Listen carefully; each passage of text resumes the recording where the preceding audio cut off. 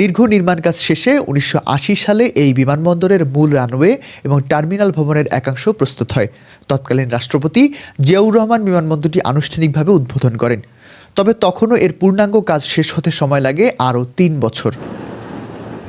অবশেষে ১৯৮৩ সাল রাষ্ট্রপতি আব্দুস সাত্তার বিমানবন্দরটির পূর্ণাঙ্গ উদ্বোধন করেন।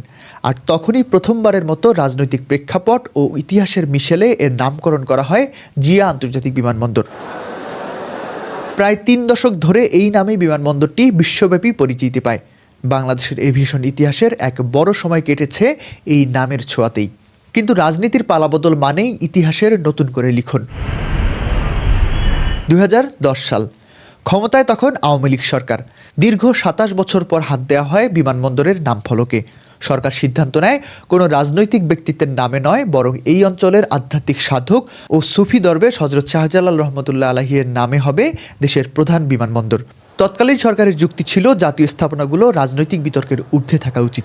সেই থেকেই জিয়া আন্তর্জাতিক বিমানবন্দরের সাইনবোর্ড নামিয়ে সেখানে লেখা হয় হজরত শাহজালাল আন্তর্জাতিক বিমানবন্দর। যদিও আইএটিএ কোড DAC অপরিবর্তিতই থাকে, কিন্তু বদলে যায় এর পরিচয়।